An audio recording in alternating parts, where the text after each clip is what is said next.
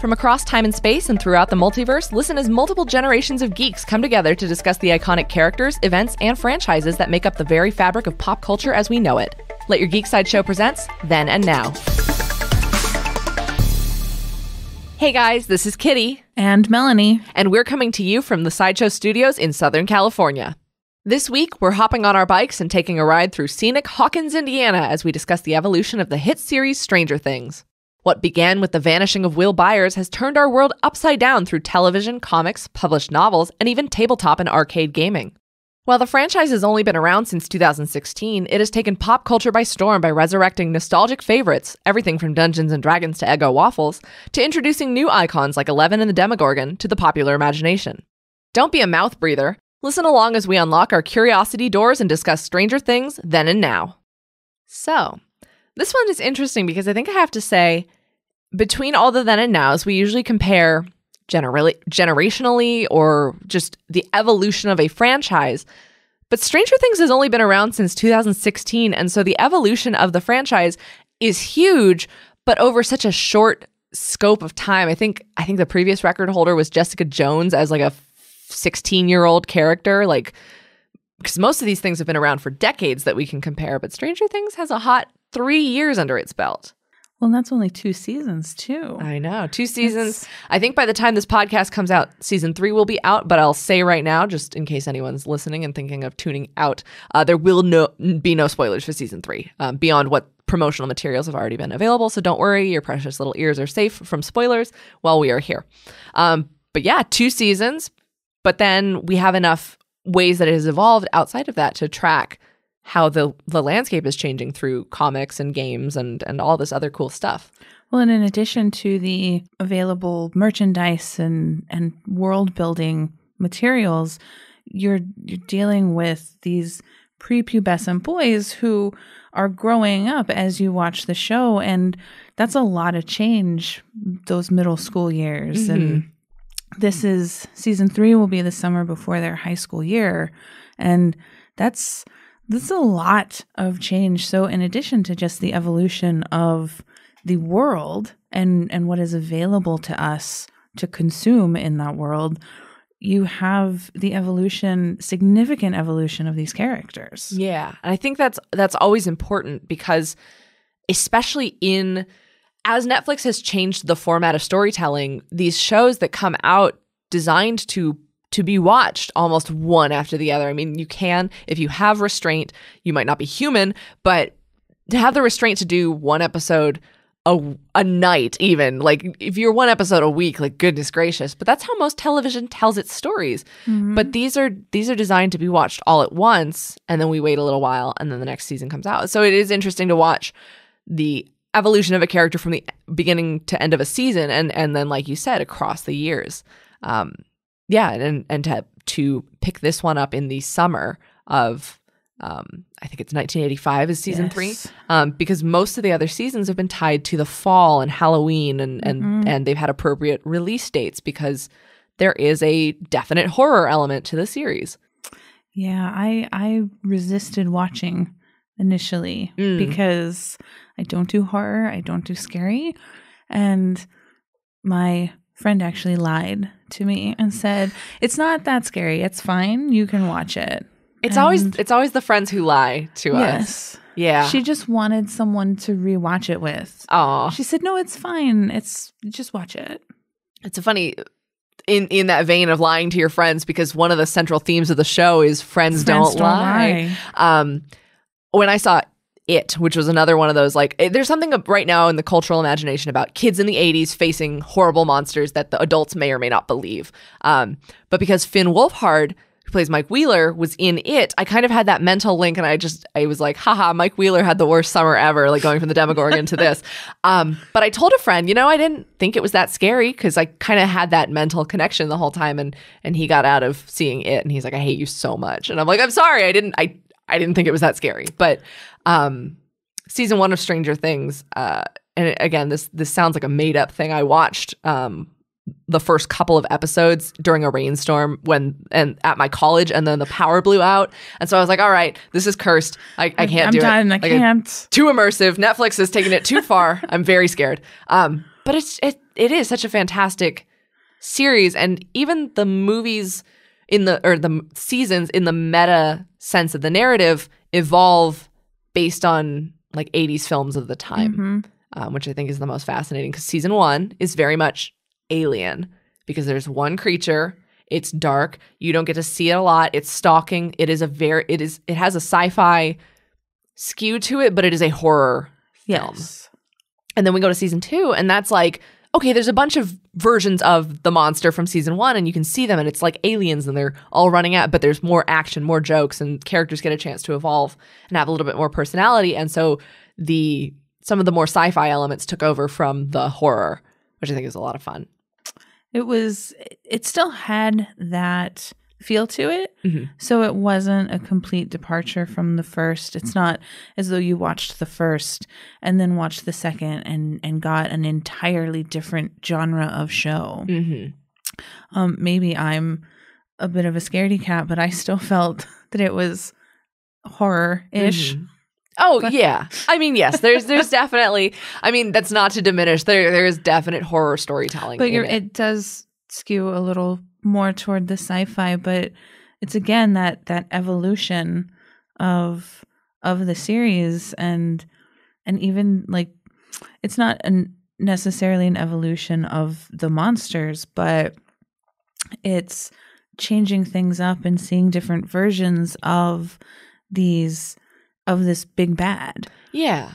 And so to see like the demo dogs like that, and it interesting because in evolution we do see the life cycle of the little tadpole going into one of these demo dogs, but to see more of them en masse, I mean, is just terrifying. I mean, if you thought the giant like 6 foot tall flower mouth was scary enough, like imagine one of these running full tilt at you on all fours, like that's even worse. The hive mind is the really scary thing for me, because they can all operate as a single unit, but there's 50 of them. Yes. And then you get the cute idea that like Dustin is like, but I befriended you, but it's like, yes, but it also ate your cat. And then one of my favorite things in terms of character evolution was the way we got to see, and I'd be curious to know how much of this was based on fan response, because like clearly there was the huge fan outpouring for justice for Barb, but we couldn't really bring her back.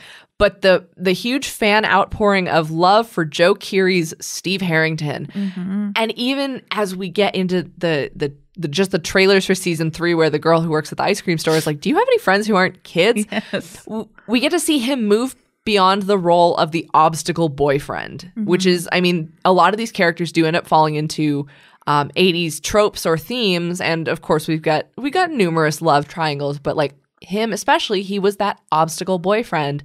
But people were like, he's the best babysitter in the world. He's number one dad. Like, it's just like his relationship with the kids. And so it'd be interesting to see if that was always planned, or the Duffer Brothers said, you know what, they really like the teenage cast. I mean, and let's bring him into a bigger role. Yeah. Where people don't, have to hate him. Yeah. Because he's being an obstacle. Yeah. Well, and then they introduce, of course, Max's terrible stepbrother, and now it's like, that's the guy we're supposed to hate. Like, isn't he awful? And that mullet and that rat mustache are just No. But it'll be fun, because as these characters are growing, also the idea of the pop culture and the landscape of the series is growing, because summer of 85, that's like the height of Back to the Future popularity. I think the Goonies would have come out by then. So it's all these things that I'll be interested to see if the characters in the world have an interaction with those things as well. Like, this movie came out, like I'm because they all dressed up as the Ghostbusters for the previous Halloween. You would think that, being part of the geek world that these kids are in, they would be Back to the Future fans, and they'll be arguing, not that we'll see Halloween, but you imagine at Halloween they're arguing over who's Marty and who's Doc, and who gets to play these different roles, and how are they going to pimp their bikes out to look like the DeLorean, or like, I don't know. Yeah, no, it's fun, and I think I think one of the biggest draws, apart from the really really cool and really well-written horror aspect is playing on the nostalgia. And so all like people can see and go, okay, these were the movies that were coming out when I was a kid, and I can identify with this. And I think Dungeons and Dragons was already kind of on the rise, thanks to streaming shows like Critical Role and just it was coming back into the popular imagination. But really, when that came on the scene in 2016, and not only did each of the kids have like a role they fit into, so people go, oh, I remember, like, and they're playing like either D&D like advanced or like kind of first edition stuff. And people could impress upon that. But people started going, oh, okay, so like what is the Demogorgon? And when they looked at the Demogorgon, that's actually like one of the all-time ultimate D&D enemies. And like along with a couple of the dragons from that series, that's like one of the ones that people think of as like, this is the Prince of Demons. This is the hugest deal. And then people thought, oh, maybe we can kind of predict where the series is going, because the game that the kids are playing, they're all looking for the Thessal Hydra. And so people thought, when we saw the promos for season 2 and the big thing that ends up being the Mind Flayer, which is also one of my favorite Dungeons and Dragons enemies, people thought, oh, maybe that's the Thessal Hydra because it's got all the arms. And so it was interesting the way they kind of tapped into our imagination and nostalgia, but also subverted those expectations by going, no, like you can kind of get the sense of how the kids form a party. Like you've got the paladin, you've got the bard, you've got the da-da-da. But it wasn't going to be like, you could easily follow the steps and go, okay, I know where they're going with this, because they've managed to keep us on our toes for a lot of the series. Yeah, you didn't really see where it was going until it was there. Yeah, which is always nice, because you don't want to predict your entertainment necessarily.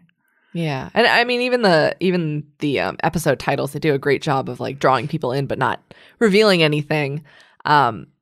And I think one of the cool things is you can have a fan of Stranger Things who is just watching the Netflix shows, but there's all the supplemental material, but none of that is imperative. You don't have to read the comics or books to get a full, if you want to, it gives a great expansion on the world, but you don't have to say, well, I don't understand this one part of a new episode because I didn't read the comic book that was put out. Right. It's strictly world building. Yeah. It's expanding on, we have I don't know how new it is, but we have the novel that goes into a little bit of Hopper's backstory, although not as much as we might like to see. And so, perhaps that's going to be another novel that is released where you do get some of Hopper's time in Vietnam and a little bit more about his daughter and the relationship with his wife. Yeah, because we only get a lot of that in like flashbacks or dropped lines that you have to kind of fill in the blanks for yourself. The Hopper novel is called Darkness on the Edge of Town. It is by, is that Adam Christopher? Yeah, and that's available now. There's also a prequel. I would assume that's a prequel. I haven't had the chance to read that one. No, this he tells the whole story because during a snowstorm around Christmas, 11 finds a box of stuff. Oh, okay. And asks questions. So that's set pretty contemporary with the show. Yes. I think it takes place the Christmas before season 3. Oh, okay. So that would be season 2, season 3 in between. Okay, because we see the kids on Halloween in season 2, and then we have the snowball. So it's probably right around that time. But the story is Hopper in New York in 1977. Okay. But he's regaling 11 with stories of his past because she's bored being stuck in the house during the storm. I love that idea of her. Yes, she's psychokinetic and she had this really weird tortured upbringing, but like by season 2 we get to see her having some normalcy as a young preteen in the 80s, and yes, it's tougher for Hopper when she throws a tantrum, but yeah, just oh my god, having this telekinetic child be like, I'm bored. Like, what do you, that's Right. I think that's really cool. The other novel is called Suspicious Minds, and that's a prequel set 14 years before the events of the series. And that one really illuminates on Dr. Brenner's experiments, which is really cool. We had a geek guest writer, Adele Ankers, write a really nice wrap up of like 6 of the biggest things we learned about in the series. And it expounds upon Kaylee's backstory, and Kaylee was one of the interesting things in season 2. That's Sister 8, because a lot of people, it wasn't necessarily a bad episode, but a lot of people said this doesn't fit, and it felt almost like a veer into the kind of supernatural, superhero, comic booky fiction, and that's not unprecedented in the series. I mean, the whole first episode, they're bargaining for each other's X-Men comics and stuff, and so we do have that comic book element. But the way it was introduced, it added a 9th episode where the first season had been 8 episodes, and season 3 is going back to 8 episodes. So I think they kind of learned with the pushing that formula.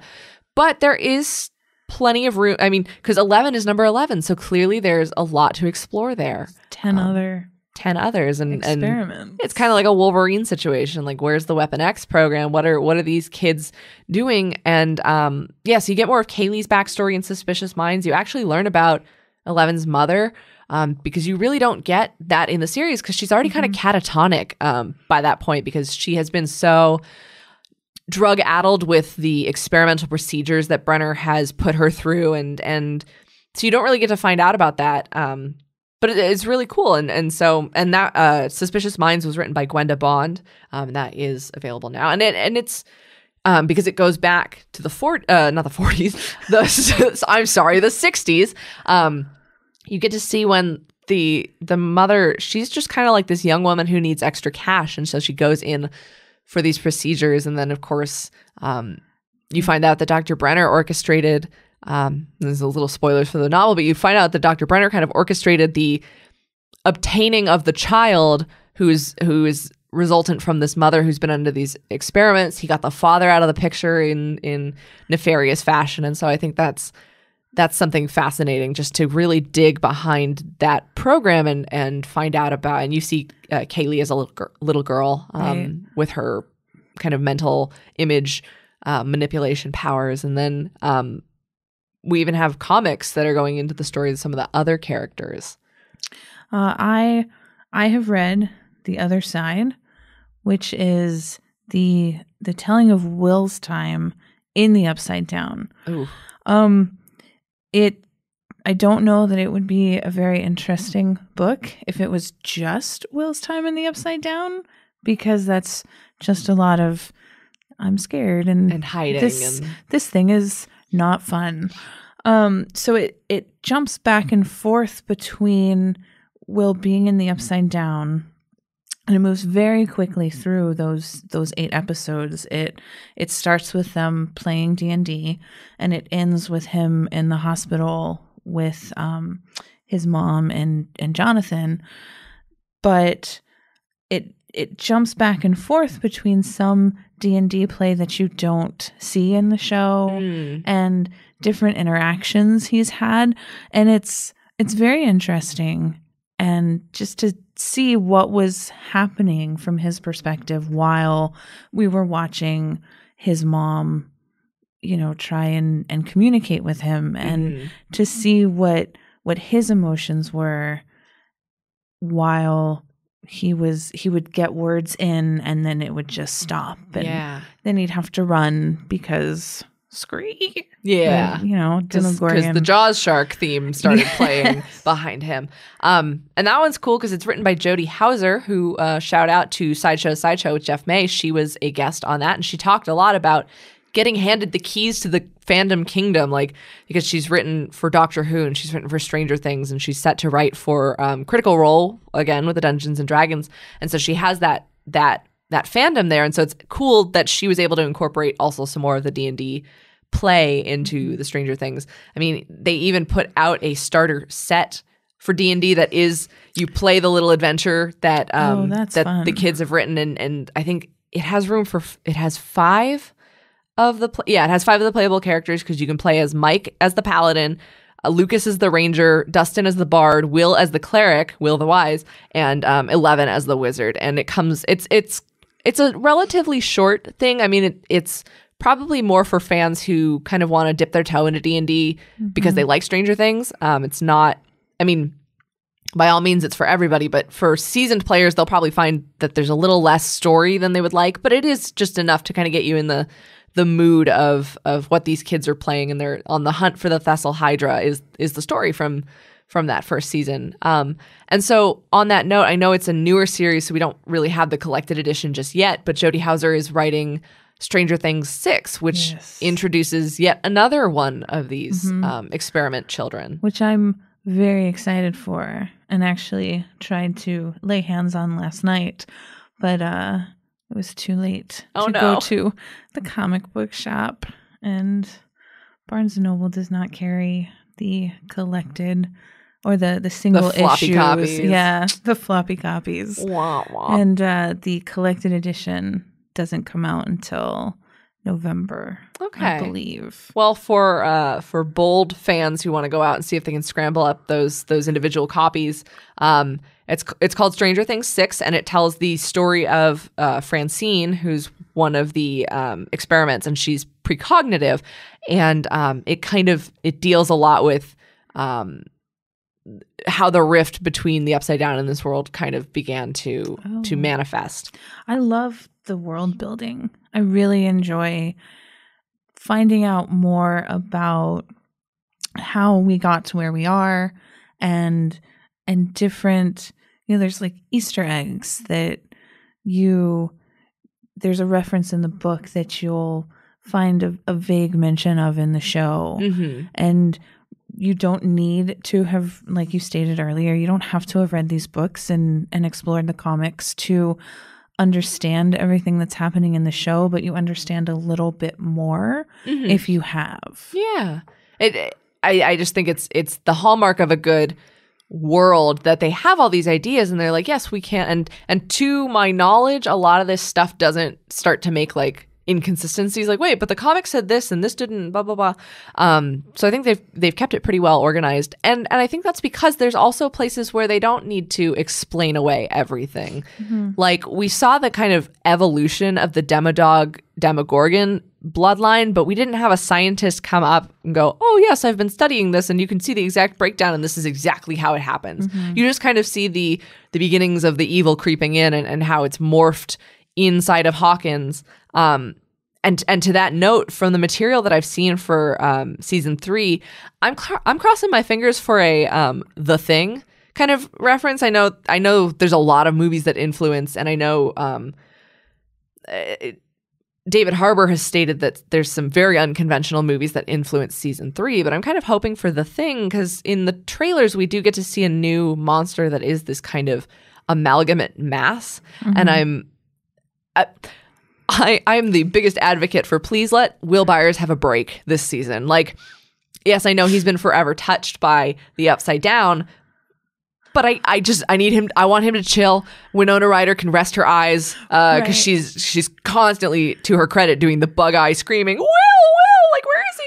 I think he's 13. He needs a break. Yes. Yeah. Let him have a summer romance, or just a chill summer. So when he gets back to school and like, what I did this summer was nothing, absolutely nothing. And was not possessed. Yeah. I mean, that's an achievement for any child. But I do like that idea of, because they've in the final trailer, they're like, oh, we don't know if we locked the mind flayer out or we locked it in. And so it's like, if there's this idea of who will be infected next. I mean, we do see shots in the trailer of Billy and his horrible mullet checking out this like nasty looking bite mark on his arm, and one of the episodes is called The Bite, and so like it would be cool to see some other people start to, and I'm not saying that I want Billy to beat the monster, because I mean I do, because he's horrible, but like just this idea of it doesn't always have to be Will, it doesn't always have to be 11 being the two that battle it out with these dark forces. I think maybe Hopper will be the monster. Really? Only because when you watch the trailer and we assume Mind Flayer is talking, and you let us in, scary, scary, grumble, grumble. It doesn't sound like Billy. Mm-hmm. It doesn't sound like Will. It sounds like a full-grown adult male who maybe could be Hopper or, the Dread Pirate Roberts. As the mayor of Hawkins. Yes. Oh my gosh. And then Jake Busey is the sleazy reporter. Like they've added some cool new people to the cast this season. But oh my goodness, if it was Hopper as the monster. But that presents quite a chilling conundrum. I know, for 11 especially. Yes. Oh, 11 man. and he's apparently Will's mom, Joyce. He's apparently getting closer to Joyce. Oh no. Okay, on my addendum to let Will Byers have a break, please let Joyce Byers have a break too. that would be the exact type of deviousness. Because I'm sure everybody wants to go, yes, the evil stepbrother is the monster. But oh my goodness, if it was someone who's close to beloved. Yeah. I don't need him to be Rest the in monster. Peace. Rest in peace, Jopper shippers. If that's, I love all the shipping names too. Like, with the snowball, when Mike and 11 had their kiss, those are Maleven shippers, which sounds really weird, like Maleven and Jopper. But it's just like, oh my goodness, that would be so devious and evil. It would, and wow. It would be heartbreaking. But the young man that plays Will gave an interview at some event and said this season is the scariest, the most heartbreaking, the funniest. 11 posted a video to Instagram of her weeping. Oh gosh. And he said he cried during the finale. And so I think we have to be prepared. Not that any of us are ready for this much heartbreak, but we need to be prepared for some sadness. For Noah Schnapp, or Schnapp, I'm not sure how you pronounce it, but for him to say that it's scary, and he's the kid who spent 2 seasons being like, he spent the first season being like just completely dead scared, terrified of this monster, horrible, upside down, and then he spent the whole second season convulsing and being the scion of this mind flayer talking in an evil voice, and he doesn't like it when it's hot out and blah, blah, blah. Just for him to say that this is like the next step is like a big thing. Big claims. Yeah. Noah. And I think, even in the fun, like going back to the fun of it, like Stranger Things, even with D&D, it's also kind of brought back an interest in arcade gaming. They're doing a number. There was a tie-in game for season 2 in which, as you progressed through the game, you unlocked more bonus clips and stuff. And I almost beat the game, but then my phone accidentally restarted the file, so I stopped playing. But they went classic SNES style, and now they're at E3, as we mentioned in our E3 Then and Now podcast, Netflix is developing games based on their properties, and there's going to be several Stranger Things games. I know one of them, a couple of mobile games. I think PS4 is working on a VR, and then Telltale Games had one, but then Telltale went under and it got canceled. But they're working on a lot of mobile games and I think some console games for this series. But it will evoke that classic arcade style, 8-bit, 16-bit. You can play with friends, that's encouraged, and so. And it's fun because it does bring that D&D gaming sensibility where each of the kids has either a trope or a role that they fit into, but it doesn't make them one-dimensional. There's a lot of really cool growth and emotional depth to these characters. I think that's part of why the show is successful, in addition to, good writing and plot and storylines and, that kind of thing. But having characters who you can look at and, depending on your age, you can say that was me. Yeah. That was my life. Or, watch with your parents who can say totally accurate. Yeah. I had that toy or the VHS or whatever. Yes. Yes, we did hang out at the mall. Those were my 2 80s pop culture references, VHSs and toys. That's even the thing where the Target special boxed set of the seasons when they released them for home video, those were packaged like VHSs because that nostalgia chic is something that the show really capitalizes on, because it's something that people, I mean, I'm not so young that I don't know what a VHS is. It's like I pulled the ribbon out of my fair share of VHSs, but I'm like, okay, so I see that and I'm like, all right, like I get this. And I mean, even Eggo Waffles, I'm sure they've enjoyed unprecedented success thanks to this show. Have you seen the Coke promo they did? I didn't see the full promo, but I heard that they brought new Coke back because I have a friend who is obsessed with this series, and she was like, look what I bought. I will buy anything that Stranger Things labeled, and she got the new Coke. They had, I saw it on YouTube. I can't place exactly what it is that it reminds me of, but the picture's kind of grainy. The colors are muted, and it's the Steve walks into a movie theater and he's like, hi. And the gal behind the counter goes, oh, you have a date or something? And he goes, no, I'm just meeting a friend. Can I get a Coke? And it is my childhood, even though I was born in 83. So this is taking place the year I was born. So obviously not exactly my childhood, but those things still were my reality in, 90 to 95. And it was so like, I love this so much.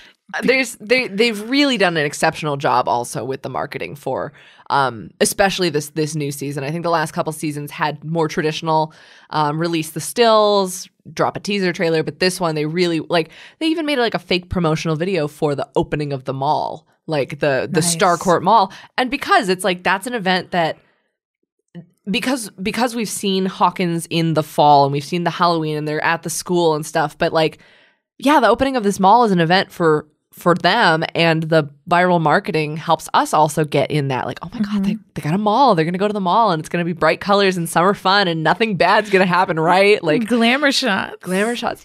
Yeah. And I mean, even just the idea that even when Back to the Future came out, which Back to the Future is the Crystal Pepsi that they released, or the Pepsi Free or whatever it was, the special. It's failing me now, and I know exactly what it was, but those special Pepsi bottles they released when that had its anniversary in 2015, and it's just the fact that they can bring back these things and people will go I that is new and different, but also it's the same as what it was. It's familiar. Yeah, and I just think the last kind of real big testament for how much people love this series, and it's mind-boggling. This is all 3 years. This is all a span of 3 years, and the series is even kind of 3 years. Universal Studios is bringing back for their Halloween Horror Nights. Last year they were like, we're going to do a Stranger Things maze, and it was so successful, and there's still so much of that world that people want to get scared in a haunted house that they're doing the mazes again at Orlando and Hollywood based on the second and possibly third seasons, because we've got the third season out now. But people love it so much that they're like, I want to run through the Upside Down. And I'm like, all right, I'm going to stay on my couch, watch this show. You can have fun running from the Demogorgon. That's your... I leave Universal in October at 5 p.m. Because you want no part of that. Hard out time, because I am not here for the scary. Yeah, but I mean, I keep telling myself I'd be brave enough, but I know that I wouldn't. But yeah, and then as soon as you hear that for me, the true testament of how much I enjoy this series, how much I respect every part of this series. This is one of the few Netflix series that has the distinction in my house of you do not skip that intro. When it offers you the button of skip the intro, I'm like, nope, I want to hear the heartbeats and the do as the letters all coalesce, and I know what they're going to spell every time, but it's just... I know the song. I can sing it. But I need to hear it. Yeah, you don't skip that intro because it's part of the storytelling and it puts you in that world. And, you're right. And you get the heartbeat kind of undertones of the song just put you back into that space. And I think it's just a testament. And again, we're doing this before season 3. Even if season 3 is the last, because some people have speculated that it might be the last, we've gotten such a great story, and it's clear that there's so much of the world that they still want to play in. And I mean, roll on, Stranger Things. I will follow you through this weird Dungeons and Dragons messed up adventure through the Upside Down, because it's just it's fantastic, and there's no other way to say that.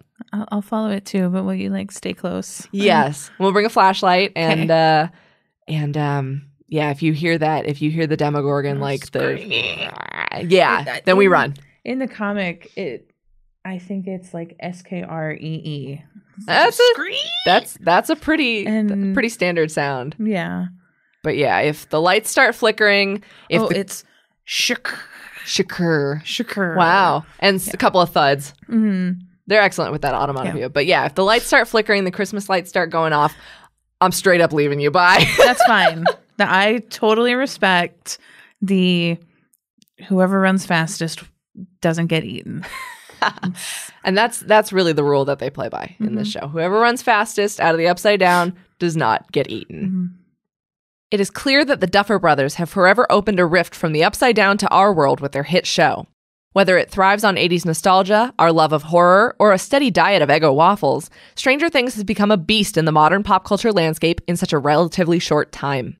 All that remains to be seen is how the series continues to evolve. With a variety of comics, books, and games coming out, the world of Hawkins, Indiana will continue to grow well beyond the Mirkwood Forest where the Demogorgon first appeared. And who knows, maybe the strangest things are yet to come.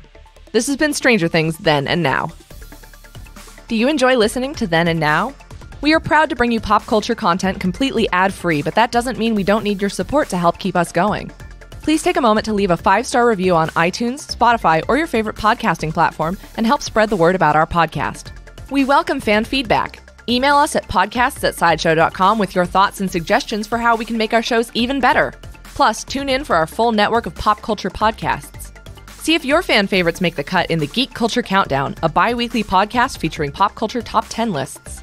Hear exclusive interviews with celebrities and pop culture industry leaders as they let their Geek Side show in Look Who Showed Up. Join comedian Jeff May and his special guests as they discuss anything and everything in Sideshow's Sideshow. Then get all the latest pop culture news with our daily briefing, a 2-minute breakdown of the biggest geek headlines perfect for your Alexa or Google News briefings.